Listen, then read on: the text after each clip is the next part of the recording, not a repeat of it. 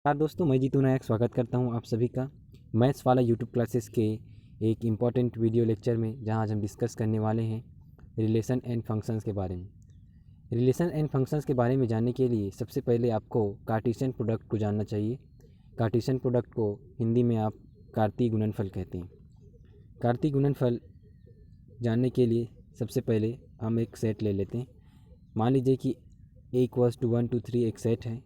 तब ए का जो कार्टेशियन प्रोडक्ट है ए के साथ, उसको आप ए क्रॉस ए से रिप्रेजेंट करते हैं, और इसको निकालने के लिए आप इसको इस तरह से लिख लेते हैं। ठीक है, अब आपको करना क्या है, पहले सेट का पहला टर्म का दूसरे सेट के फर्स्ट, सेकंड और थर्ड टर्म के साथ आपको कॉम्बिनेशन बनाना है। जैसे फर्स्ट सेट के 1 के साथ सेकंड सेट के 1 का कॉम्बिनेशन बना तो उसको 1 1 से रिप्रेजेंट करेंगे। फर्स्ट सेट के 1 का सेकंड सेट के 2 के साथ कॉम्बिनेशन बना, उसको 1 2 से रिप्रेजेंट करेंगे। फर्स्ट सेट का 1 से सेकंड सेट का 3 से कॉम्बिनेशन बना, उसको 1 3 से रिप्रेजेंट करेंगे। चलिए, एक का काम तो ख़त्म हो गया। अब देखते हैं फर्स्ट सेट के 2 का सेकंड सेट के फर्स्ट के साथ कॉम्बिनेशन 2 1 आया। वैसे ही फर्स्ट सेट के 2 के साथ सेकंड सेट के 2 का कॉम्बिनेशन बना तो 2 2 आया। उसके बाद फर्स्ट सेट के 2 का सेकंड सेट के 3 के साथ कॉम्बिनेशन बना तो 2 3 आया। इसी प्रकार फर्स्ट सेट के 3 का 1 के साथ, 2 के साथ और 3 के साथ कॉम्बिनेशन बनेगा तो आपको 3 1 3 2 और 3 3 मिलेगा। यानी कि आपको कार्तीय गुणनफल कार्टेशियन प्रोडक्ट जो मिलेगा वो मिलेगा 1 1 1 2 1 3 2 1 2 2 2 3 3 1 3 2 और 3 3। ठीक है, आई होप आपको समझ में आया होगा। चलिए देखते हैं, जब सेट अलग अलग हो। ठीक है, मान लीजिए ए और बी दो अलग अलग सेट हैं। इसमें भी आपको सेम वही काम करना है, आपको ए क्रॉस बी निकालना है। तो इसके लिए आप फर्स्ट सेट के फर्स्ट एलिमेंट का सेकंड सेट के फर्स्ट, सेकंड और थर्ड के साथ एक एक करके कॉम्बिनेशन बनाएंगे। ध्यान रहे, यहाँ पे क्रम की बाध्यता होती है, यानी आपको लाइन से ही बनाना है। जिस क्रम से बन रहा है उसी क्रम से आपको बनाना है। ठीक है, तो इस प्रकार से आपने कार्तीय गुणनफल निकालना सीख लिया। ए क्रॉस बी इस प्रकार से निकलेगा। ठीक है, चलिए अब देखते हैं रिलेशन। रिलेशन यानी कि संबंध। रिलेशन यानी कि संबंध को समझने के लिए सबसे पहले आपको जानना चाहिए कुछ टर्म्स। जैसे एग्जाम्पल द्वारा मैं आपको समझाता हूँ। दिल्ली भारत की राजधानी है, 20 10 से विभाज्य है और x y का वर्ग है। यहाँ पे आपको दो एलिमेंट्स दिख रहे हैं और उन दो एलिमेंट्स के बीच में कोई एक संबंध दिख रहा है। जैसे पहले वाक्य में आपको दिख रहा है कि दिल्ली और भारत दो टर्म्स हैं, मतलब दो स्थान हैं, और आपस में कैसे रिलेटेड हैं, राजधानी शब्द द्वारा रिलेटेड हैं। कि दिल्ली जो है वो भारत से रिलेटेड है। कैसे, दिल्ली भारत की राजधानी है, इस प्रकार। ठीक है, उसी प्रकार 20 10 से विभाज्य है, यानी कि 20 जो है 10 से डिवाइड हो जाता है। तो यहाँ पे डिवाइड जो शब्द है वो आपका संबंध को रिप्रेजेंट कर रहा है। वैसे ही एक्स वाई का वर्ग है, यानी कि जो आपका x है वो y का स्क्वायर है। ठीक है, तो यहाँ पे इनके बीच में संबंध है वर्ग का। ठीक है, कि x जो है y का वर्ग है। तो इस प्रकार से किन्हीं भी दो एलिमेंट्स के बीच में जो संबंध होते हैं, जिनसे वे आपस में रिलेटेड होते हैं, उसको हम क्या बोलते हैं, रिलेशन बोलते हैं, संबंध बोलते हैं। ठीक है, यहाँ पे मैंने लिखा है, अर्थात प्रत्येक दो अवयव आपस में किसी निश्चित संबंध से संबंधित है, इसे आर से दर्शाते हैं। ठीक है, रिलेशन फॉर आर से दर्शाते हैं। ठीक है, रिलेशन को आर से दर्शाते हैं। चलिए देखते हैं, मान लीजिए एक्स और वाई दो अवयव संबंध आर द्वारा संबंधित है, तो इन्हें एक्स आर वाई द्वारा रिप्रेजेंट करते हैं। मान लीजिए दो एलिमेंट्स हैं एक्स और वाई, उनके बीच में आर रिलेशन है, तो उसको आप कैसे रिप्रेजेंट करेंगे, उसको आप रिप्रेजेंट करेंगे एक्स आर वाई से। ये बॉक्स आपको बनाने की ज़रूरत नहीं है, मैंने हाईलाइट करने के लिए इसको बनाया था। ठीक है, चलिए अब एक एग्जांपल द्वारा संबंध को समझते हैं। मान लीजिए एक सेट है आपका 2 3 4। ठीक है, तो सबसे पहले आपको कार्टेशियन प्रोडक्ट निकालना है। अभी मैंने आपको सिखाया, तो आप कार्टेशियन प्रोडक्ट इजीली निकाल लेंगे। उसके बाद मान लीजिए ए क्रॉस ए के जो एलिमेंट्स हैं उनके बीच में आर एक संबंध है, जो कैसे परिभाषित है, छोटा है, इस तरह से परिभाषित है। यानी कि जो फर्स्ट एलिमेंट है वो सेकंड एलिमेंट से छोटा है, ऐसा रिलेशन है। तो आप देखिए इस कार्टेशियन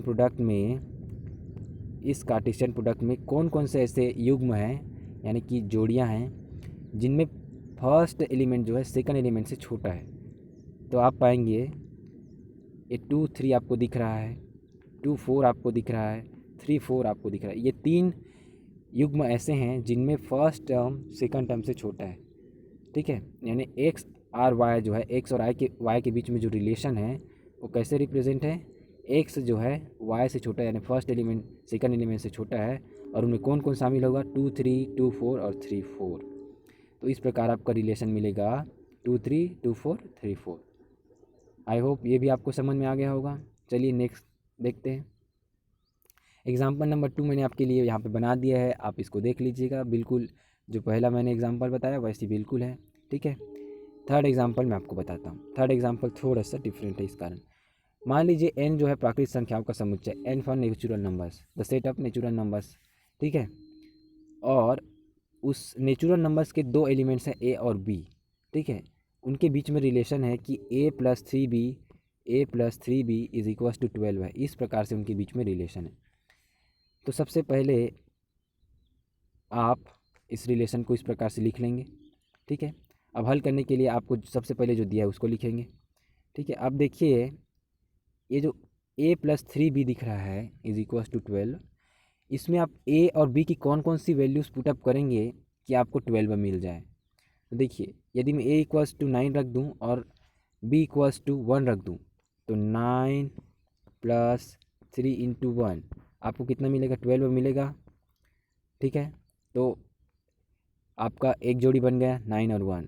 यदि आप a के स्थान पे आप रख दीजिए 6 और b के स्थान पे आप रख दीजिए 2, तब आपको क्या मिलेगा, 6 + 2 × 3, फिर भी आपको मिलेगा 12। तो आपका 6 2 भी एक कॉम्बिनेशन हो गया। उसी प्रकार आप 3 3 भी रखेंगे तो आपको यही कॉम्बिनेशन मिलेगा जिससे आपको 12 आ जाएगा, है ना। तो इस प्रकार जो रिलेशन हमको फाइंड होगा वो होगा r = 9 1 6 2 3 3। तो इस प्रकार आपका रिलेशन मिल गया, ठीक है। चलिए अब नेक्स्ट हम देखते हैं संबंध का डोमेन। डोमेन यानी प्रांत होता है। अब देखिए प्रांत क्या होता है। मान लीजिए r a से समुच्चय b में एक संबंध है, ठीक है। मान लीजिए a और b 2 सेट हैं जिनमें एक रिलेशन है r। तो r के क्रमित युग्मों के सभी प्रथम अवयवों का समुच्चय संबंध r का डोमेन कहलाता है। यानी कि जैसे एग्जाम्पल नंबर 2 है, मान लीजिए a और b 2 सेट हैं, उनके बीच में रिलेशन r इस प्रकार से डिफाइन है, ठीक है। तो इसका जो आपने रिलेशन फाइंड किया है उसमें जो फर्स्ट एलिमेंट्स है, जैसे यहाँ पे 1, यहाँ पे 2, यहाँ पे 3, तो इन सब को आप क्या बोलेंगे, इस संबंध का प्रांत बोलेंगे, डोमेन बोलेंगे, ठीक है। और डोमेन का रिप्रेजेंटेशन जो है इस प्रकार से होता है। डोमेन का रिप्रेजेंटेशन होता है इस प्रकार से। Domain of r is equal to आप लिखते हैं x, डबल डॉट का मतलब है कोलन बोलते हैं उसको, x बिलोंग्स टू a, यानी x जो है वो डोमेन r में आएगा जो कि सेट ऑफ a का एलिमेंट है, और x और y यानी कि a के 2 एलिमेंट्स के बीच में आपका रिलेशन कैसा है, जो भी आपका रिलेशन दिया रहेगा वो है, ठीक है। चलिए नेक्स्ट हम देखते हैं संबंध का परिसर, ठीक है। संबंध का परिसर आप कैसे देखेंगे,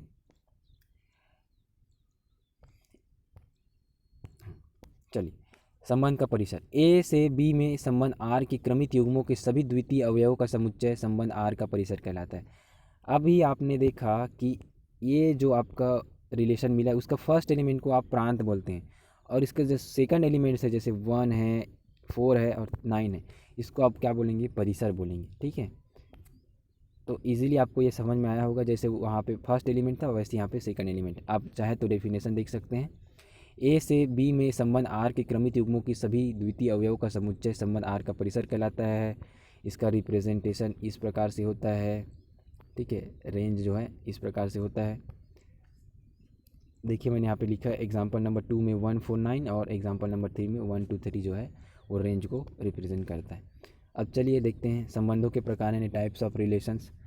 संबंधों के प्रकार में सबसे पहले आपको रिक्त संबंध में बताऊंगा। रिक्त संबंध क्या होता है, नाम से ही स्पष्ट है कि ऐसा रिलेशन होगा जिसमें एक भी एलिमेंट नहीं होगा, ठीक है। चलिए डेफिनेशन देखते हैं। समुच्चय ए पर परिभाषित ऐसा संबंध आर रिक्त संबंध कहलाता है यदि ए का कोई भी अवयव संबंध आर द्वारा ए के किसी दूसरे अवयव से संबंधित ना हो।